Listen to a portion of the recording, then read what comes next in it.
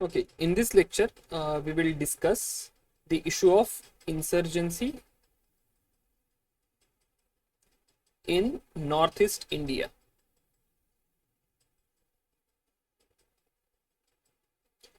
But before jumping to this particular specific topic, we will first have a generalized idea of what this internal security is.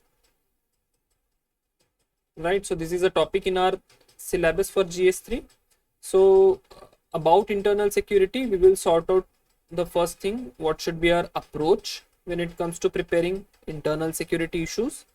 Then we will see what needs to be specifically avoided, because this is very crucial when it comes to internal security, because there are a lot of phenomena which occur. They are very complex also, and it may happen that you will end up in that complexity and jumble your preparation. So we will see what you should be specifically avoiding when it comes to internal security. And finally, we will see the issues. What are the specific issues which are threatening India's internal security, right? And in those issues, we will specifically study the insurgency in Northeast India. So let us come to internal security first. So internal security is it is the act of keeping peace within borders. So when it comes to internal security, we will be studying all those phenomena which are causing or which are having an impact on peace within our sovereign borders, right? So that is how we define internal security. So I'm right now just giving you a rough definition, as we are just getting a generalized idea regarding internal security. So that is about internal security. Now let us move on to the approach. So when it comes to internal security, we will see what you are actually supposed to be preparing for internal security. So first and foremost thing when it comes to internal security is identifying issues, or identifying all such phenomenons or incidences which are causing trouble to the peace within our borders. So this is the first and foremost thing you need to identify, right?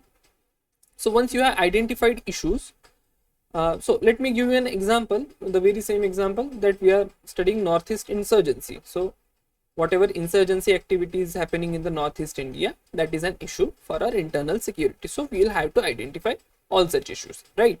Now when you have identified that particular issue, you should be doing some details or knowing some details.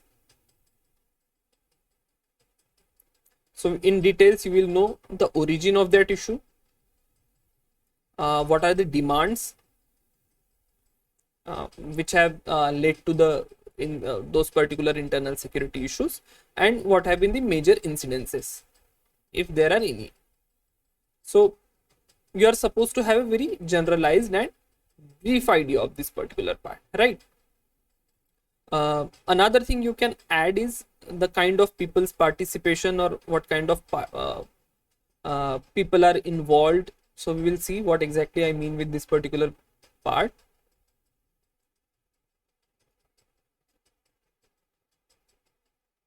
So we will see what these people participation and other issues which are causing this internal security issue, right? So once you have done this,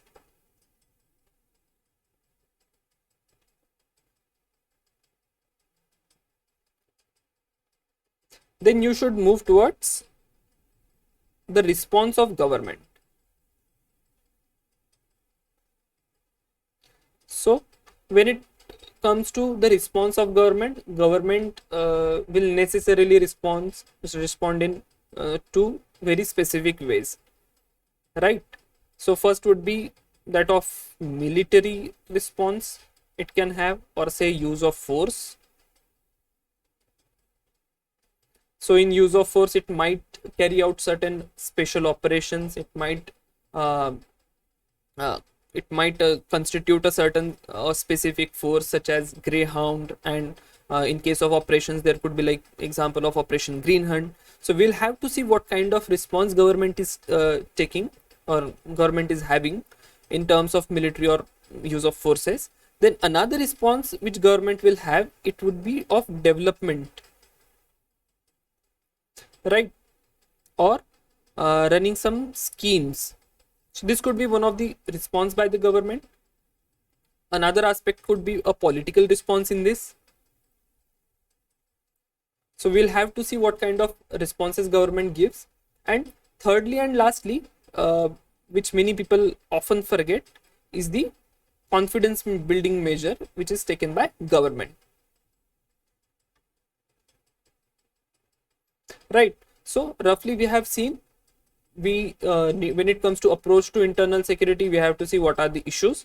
Then we have to also know certain amount of detail regarding those particular issues, and after that we should be aware of the response of government from three dimensions, that is military, developmental direct dimension, and the confidence building measures.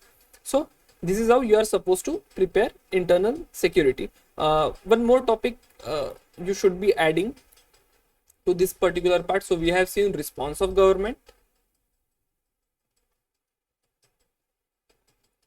After that, also add one more thing, that is the current situation, or when it comes to describing current situation, you are specifically saying what have been the impact or how effective government's response has been, right? So that would define your current situation. So after current situation, you are supposed to know what issues still persist, right? And most importantly, what should be the way forward from here. So you should be having some ready suggestions, or say a list of things to do or which government should do. So you should be prepared with this way forward, right?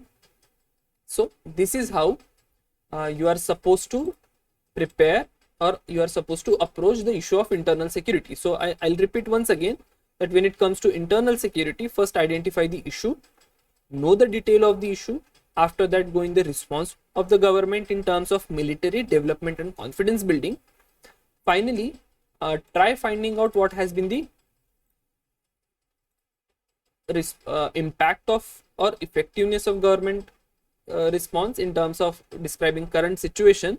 And finally, know what issues still persist and give a way forward. So if you remember, if you take any questions, there was a question in 2018, I guess, regarding left-wing extremism, and in that particular question it specifically asked that what is the current situation of left-wing extremism, then how effective has been the response or measures taken by government, and it also, I suppose, asked what are the issues still persist. So roughly, no matter what, your question would always be having a broad dimension, right? And from this particular part, we enter the next aspect, that is what needs to be avoided while preparing internal security issues. So when it comes to internal security issues, just avoid those day-to-day dealings or details.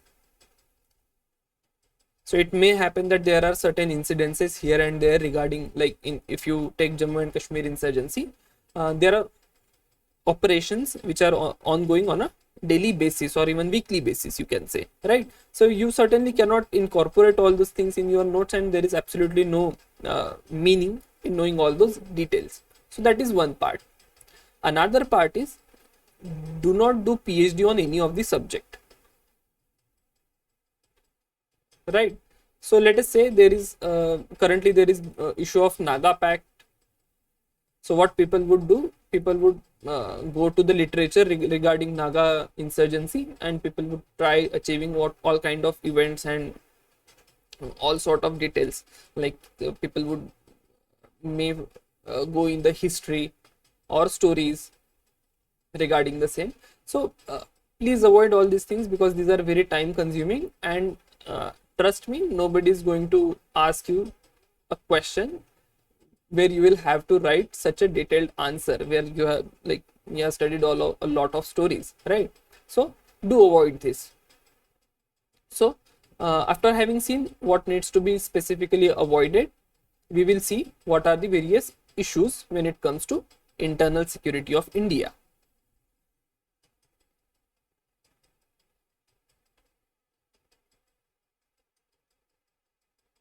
Right.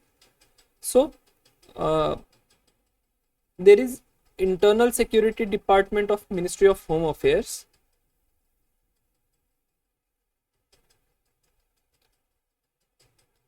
And as per the assessment of Ministry of Home Affairs, Ministry of Home Affairs barely or roughly lists 4 internal security issues, and our approach in preparation also should be limited to that, because there is barely anything going to be asked beyond that particular part, right? And there are also not many other issues. So let us see. The first issue is of Jammu and Kashmir insurgency. Another is left-wing extremism. Third one is terrorism in hinterland. And fourth one is the insurgency in northeast India.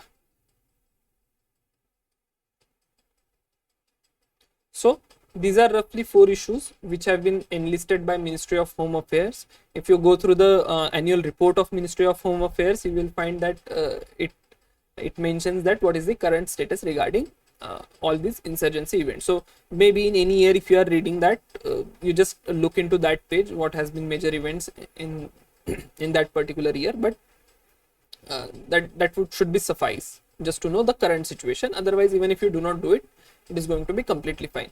So I guess I have already told you what should be the approach. Then we have seen what should be avoided, and we have also seen what are the issues pertinent to the internal security of India. So in this particular part, we will specifically in this today's lecture see what is the northeast insurgency in northeast India. We will try finding out the root cause of northeast insurgency, and we will see what have been the government's response, what is the current situation. So let us proceed.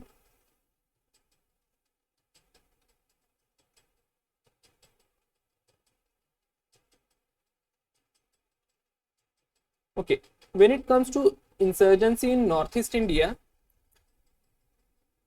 the root cause of this particular problem lies in the history.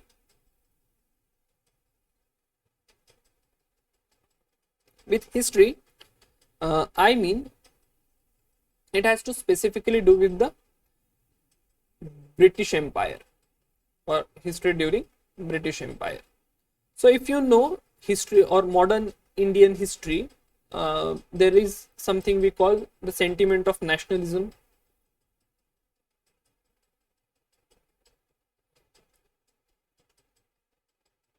So this sentiment of nationalism or our national identity was built during our national movement, movement of national independence, say.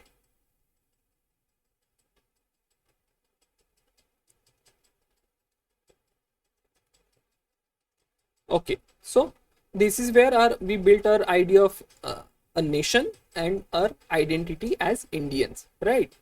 But when it comes to northeast region,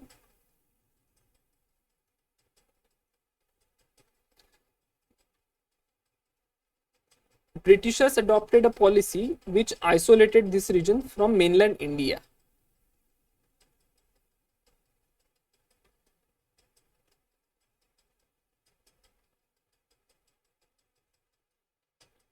As a result of which, there never was a greater participation in the movement of national independence, and as a consequence of which, in northeast India, there was barely this particular sentiment of nationalism, and our identity was built, right? So this is very obvious, as they did not participate, or there was not such an influence of national movement of national independence, and as a result of which, the identity of northeast as India could not be built. So that is one part, or that is one reason, you can say, that is causing insurgency in northeast India. Right. Now, uh, let us see what is the next point. After independence, there was a state of Assam, and Assam also subsumed all other states such as say Arunachal Pradesh, Manipur, even Nagaland, and all other states were part of a larger state of Assam. In the aftermath, what happened that Assamese legislature introduced a law which said that the official language of the state of Assam should be Assamese, right? And if you know the cultural milieu of Northeast India, you will find two most important thing. There are n number of languages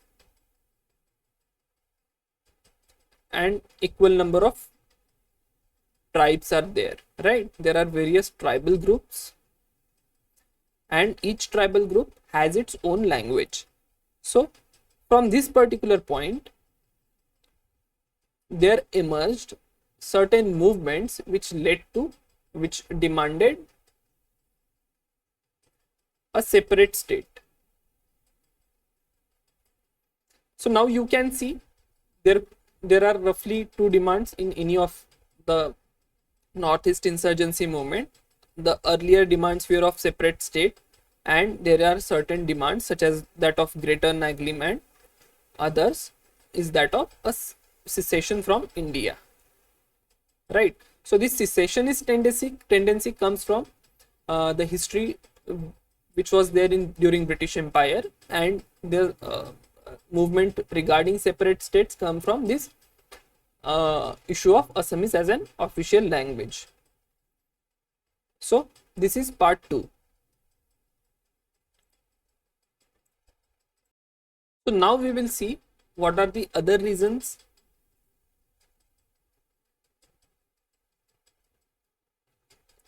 So if you can see that Northeast in East India has a development deficit. So this is one of the most important issue which is being faced by Northeast India, that there is lack of development. Another important thing is there is lack of connectivity.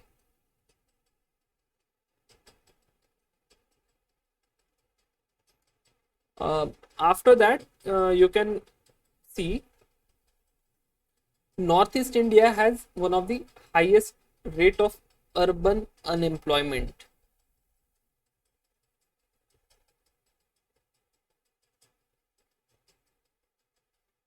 Right. So in certain areas of say Manipur, Tripura, that urban employment goes to as high as 25%.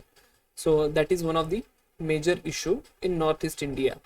Another important point you must be noting, you must note that it surrounds border areas, right?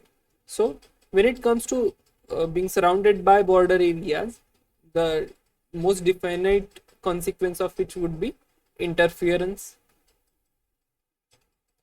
from or by external elements, right? Similarly, you can see that this region lies in the proximity with Golden Triangle. So what is Golden Triangle? So this is the region of where opium is grown in Southeast Asia, right? So, and it has proximity to this Northeast India has proximity to Golden Triangle, and ultimately there is issue of drug trafficking. Fine. One more thing which results from being surrounded by border issues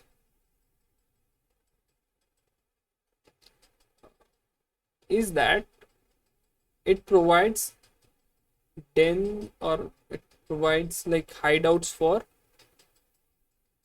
insurgent groups.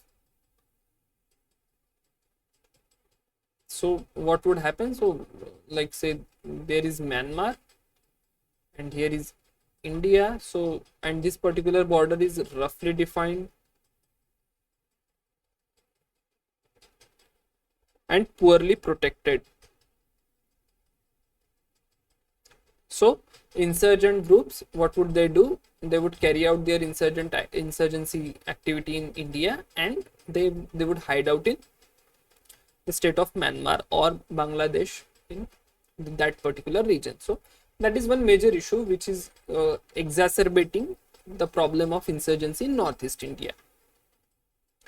So these have been roughly some issues which has led to and exacerbated the situation of insurgency. Another few social issues, you can see that there is a good literacy, and people are educated,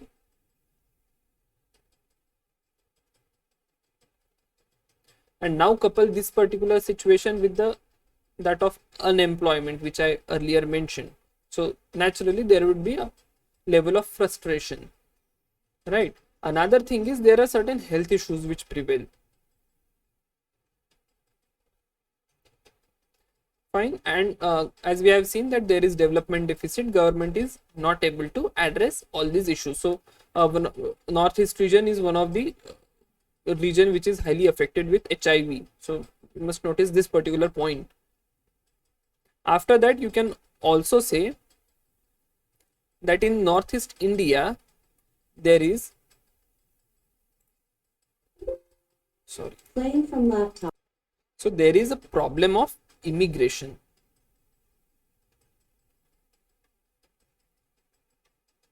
So immigration occurred during the independence. So there were a lot of influx of migrants from Bangladesh. Similarly, there is influx of immigrants in 1971 during Bangladesh war.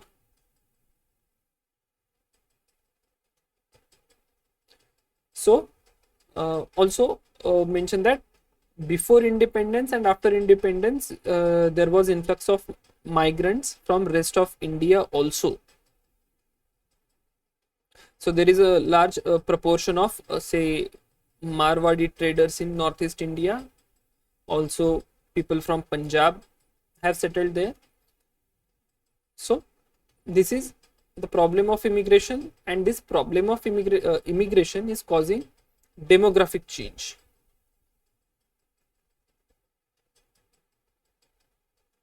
So naturally there would be like agitation around this. If you see the Assam movement, or which led to Assam Accord, it was an outcome of this problem of immigration, right? So demographic change is also one thing which is contributing towards the issue of insurgency in Northeast India. So we roughly have seen almost of the issues which are pertaining for or which are resulting in the insurgency in Northeast India. Now we will see what are the various insurgency movements in Northeast India.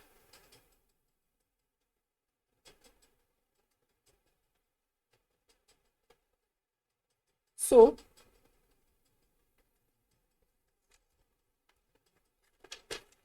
the first and foremost insurgency movement we will discuss is that of Naga insurgency.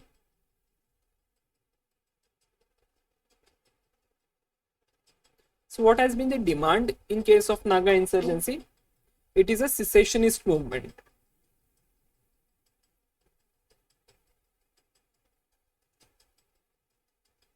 So they want a separate state of Greater Nagaland.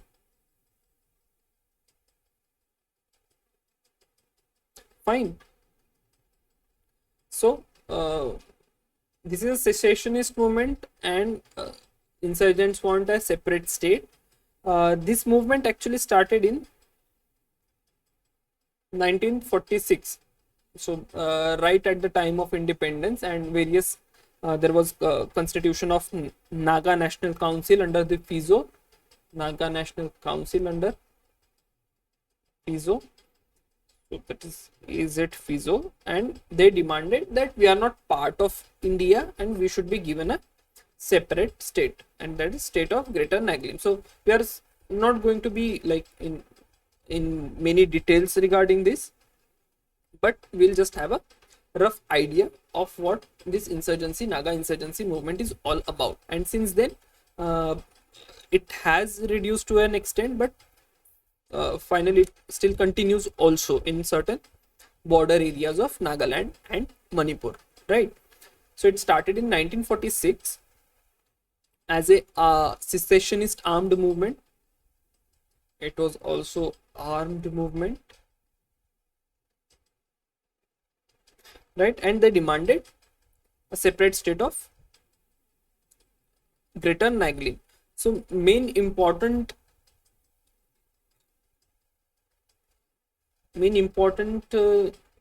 milestones or achievements when it comes to dealing with Naga insurgency is that of one, there is Shillong Accord.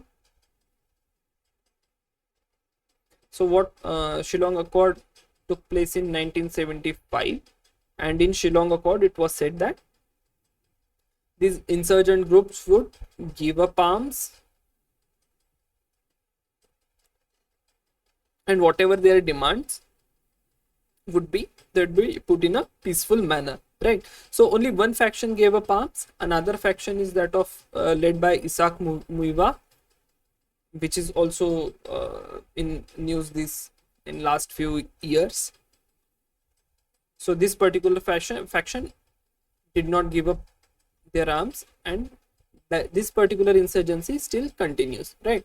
So this was all about the insurgency in Nagaland for the purpose of achieving independence from India and have a separate state of Greater Nagaland, right?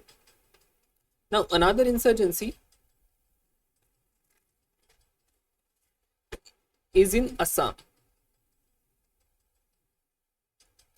So there is like a lot of complexity when it comes to the insurgency movement in Assam. There are two type of roughly insurgency in Assam.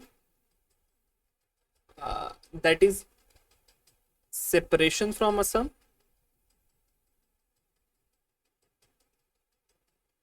So if you see the movement of Bodoland or say Karbi Anglong, sorry, Karbi Anglong is not here, let us say Bodoland only for now, right? And another movement is against illegal immigrants, which came during 1947 and say 1971, right? So that is from where there is like Assam Accord and others come in picture. So this is about Assam insurgency. So Assam insurgency was at its peak during 1979 and 1985, and in 85 there was signing of Assam Accord. So we are not going in details of Assam Accord, and after the signing of Assam Accord, a lot of things changed in Assam insurgency movement in Assam, and they were sort of being managed since then. But there are certain factions such as Alpha, they are still active when it comes to insurgent activities, right? So this was about Assam. So I have just given you a brief idea of what kind of insurgency movements are there. Now thirdly, the insurgency in Mizoram. So this insurgency in Mizoram, as I earlier told you that there was a law passed by Assam legislature just after independence, and it said that Assamese should be the official language of the state, and the movement for Mizoram comes out of that particular point. It was led by Lal Denga, and they demanded a separate state.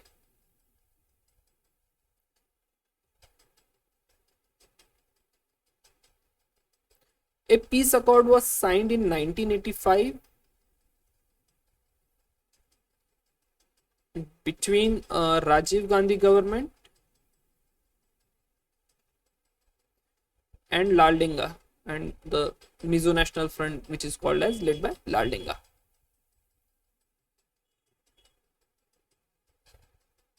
So since then, Mizoram has been the most peaceful state in Northeast India. Right. Now, there is another in Manipur, and in Manipur there are various tribes, and those tribal population, again the same situation happened, that is from the imposition of Assamese as official language, and all those tribes in Manipur, they demanded a separate state of Manipur.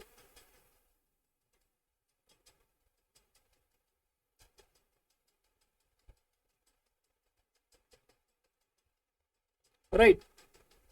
So this was about the Manipur, and similarly same is the case for, say, Tripura and Arunachal Pradesh. So we have seen, or we have just got a general idea of what kind of insurgent movements which exist and what were the causes of it in the northeast region. So next we will see what has been the response of government.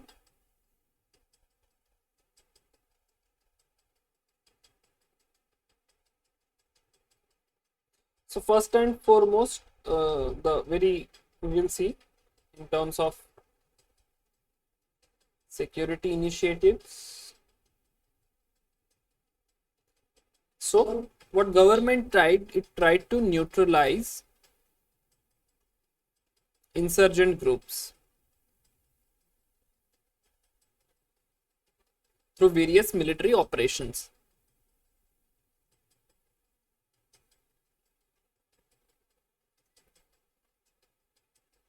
So this is point number one.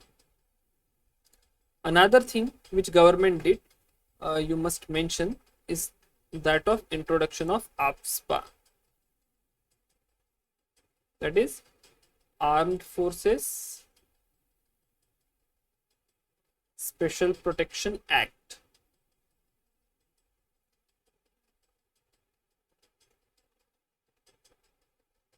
So what AFSPA does, it just grants immunity to forces towards carrying out their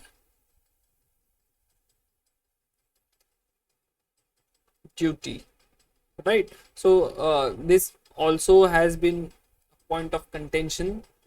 A lot of criticism has been towards this AFSPA, and it was very controversial as well. So this is another measure which government took. Then one more thing is, you can mention that the role of paramilitary forces, it deployed a lot of paramilitary troops, and specifically Assam Rifles.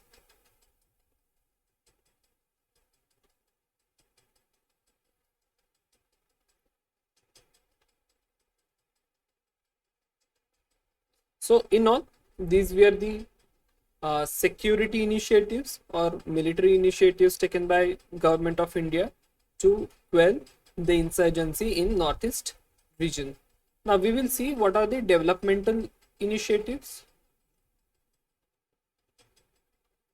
So when it comes to developmental initiatives, we will roughly divide it into two parts. That is, one is political initiative,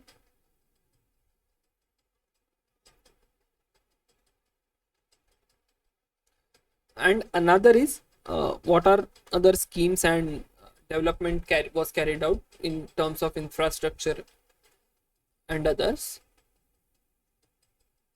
So when it comes to political initiatives, the first and foremost thing is that of provision of inner line permit.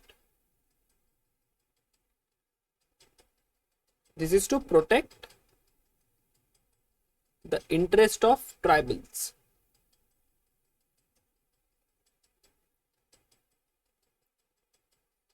Right. So this was introduced during Britishers, but government of India continues ILP system even today, and ILP is in existence in the state of Mizoram, Nagaland, and Arunachal Pradesh. Right now, next important step which was taken by government is that of constitutional provisions.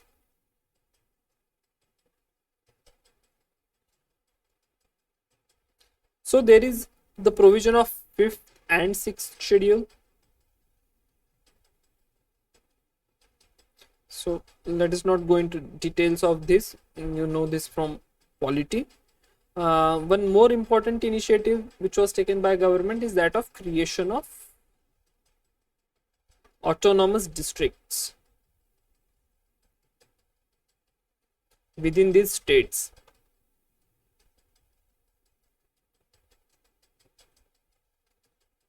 Right. So this was one most important initiative, that was of creation of autonomous districts, because there were many small tribal groups which wanted their own autonomy and wanted to run their affairs as per their customs and traditions, and that is why government introduced this autonomous district system. Now another initiative is that of creation of separate ministry for development of Northeast region, or famously we call it as donor. Right. So this was introduced. So these are all political initiatives for Northeast India. Another is, you can mention that of infrastructure. So after a prolonged neglect, we can say finally government is building a lot of infrastructure in Northeast region. There are certain roads are being built. Again, bridges are being installed so that connectivity in the region is improved. Also, there are efforts at taking electrification in the region, and arrangement of water and sanitation. Right. So all this infrastructure is continually now being built in the Northeast region. So we will see some specific scheme also which are being run for Northeast region in particular. So the first scheme is, say, there is non-lapsable central pool of resources.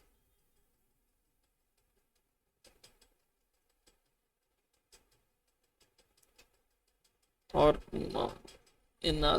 NLCPR. Another is Northeast Special Development Scheme.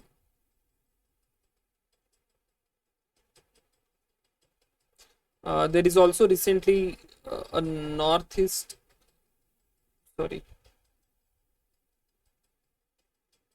Vision 2020 was published.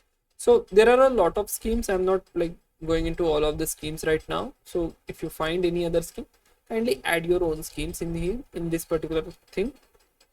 That would be beneficial for your notes, right?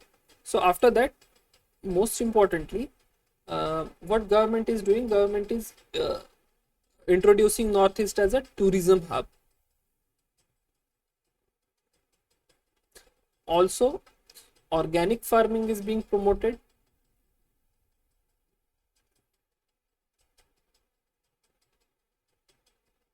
So these initiatives are towards creating employment, as we have already seen that there is a lot of unemployment issue in Northeast urban areas particularly, and also increasing income, right? So these are two also most important issues and important initiatives which have been taken for the development of Northeast region. Now once we have seen what has been the government's military response and developmental response, we will now see what has been the confidence building measures.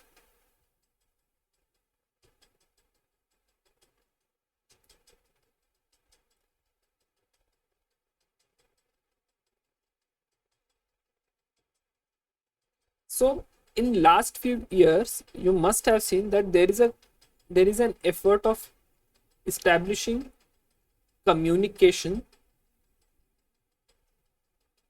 at the higher level. So you might have seen that our Prime Minister is continually visiting various regions of Northeast India. So that is one of the most important confidence building measure which is being brought in. Another is there have been various opportunities being created in rest of India for Northeast people, right? So this is one more very important initiative. Another is that of development of sports facility in Northeast region.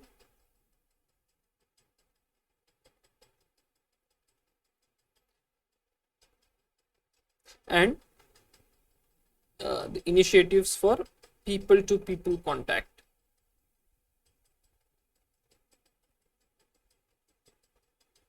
Right. So all these have been the confidence building measures towards Northeast India. There can be, you can add your own measures, but I have like a limited list of it. If you find that there are recent initiatives, kindly add this to your list as well. So we till now have seen comprehensively what has been the issues and what have been the measures taken by the government. So now we will see what is the current situation.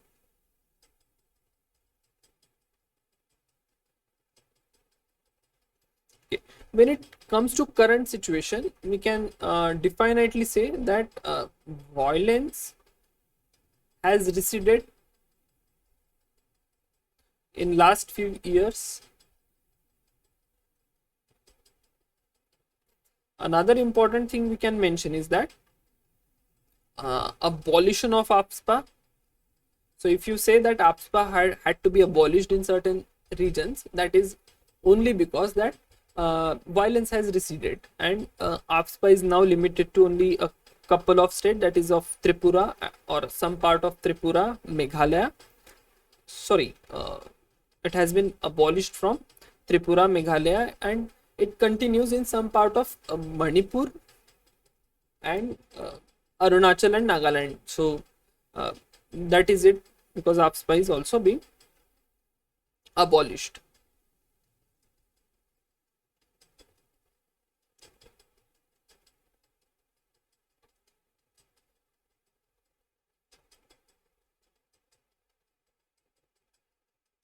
Right. Now, so once we have said that the violence has receded, and evidence of which is in abolition of APSPA, the incidence of violences, all this, when we say, you also have to mention some recent happenings. So you can mention that, but on contrary, there have been certain agitations related to CAA and NRC. So this particular thing has created a lot of anxiety in Northeast India, because already we have seen that the reason for insurgency was that of immigration, right, from Bangladesh. So, and when it comes to CAA and NRC, it fairly addresses the same thing, and that is why, like, demographic character of Northeast India has changed because of immigration only. And that is why there is a lot of anxiety towards CAA and NRC. So we have to mention that though the violence has receded in last few years, but it may resurface, or certain issues are still being faced because of the anxieties caused by CAA and NRC. So that is about the current situation in Northeast India regarding the insurgency. One more point you need to mention is that many factions have now have they have like signed peace accords with the government. So you can also mention Naga Peace Accord, which was recently held. So in all, situation is gradually moving towards normalcy, right? So this is the current situation. But when we have, as we had seen that as we discuss current situation, we also need to give or also need to have a statement on how effective the government's response has been.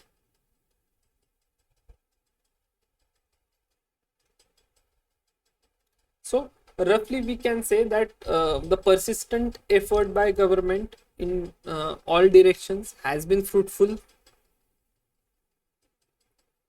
as we can see that insurgency has receded, violence has receded, and there is like a lot of economic activity which is happening now in Northeast India. Also the avenues of tourism are being explored. So all this indicates one good thing, that if impact of government's response has been very prominent, right? So that is one part. Another is, you can write that about economic development. Again, third is infrastructure, right? So on and so forth. You can add your own points, but after having said this particular positive thing, you can you also have to say that how effective government's response. You need to be a little bit critical of government's response also, and that is particularly towards the APSPA, because APSPA has been very controversial. You need to mention that all these efforts, though effective, but certain issues still pertain when it comes to the implementation of APSPA and use of forces.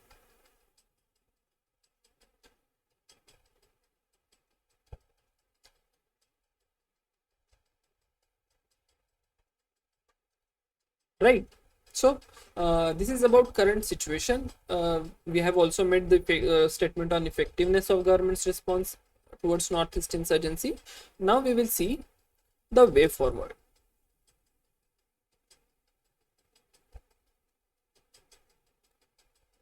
So when it comes to way forward, again we will say that we will again make three compartments in terms of military response. Another is development, and third is the confidence building measures, right? So when it comes to military response, we can suggest that government should make sure that insurgency is dealt with firmly.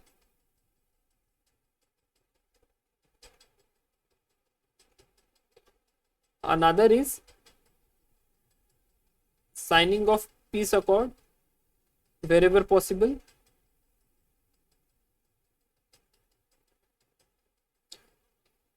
Constant communication.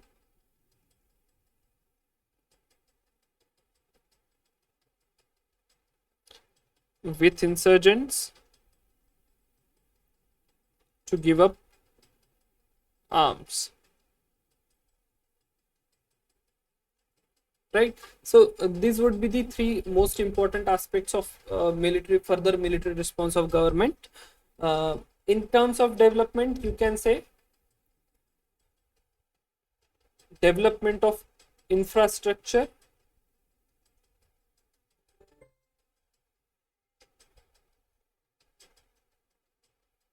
improvement of connectivity,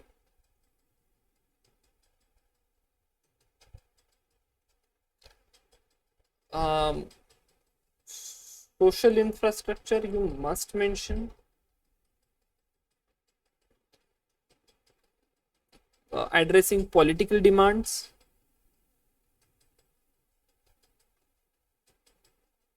so there are still certain states and still certain districts and communities which are demanding their own independent and autonomous arrangement. So government should be looking into that particular part as well. So we have to mention this in way forward. In terms of confidence building, again a better communication line,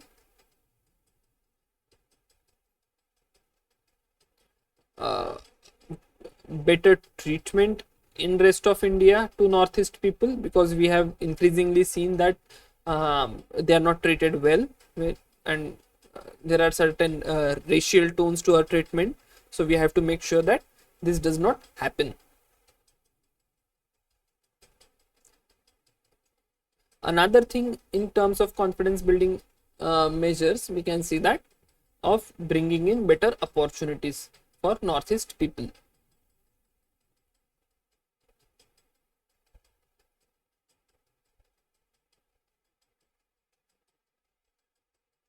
So again, these lists are endless, but make sure that you are making this particular classification and having such an approach to your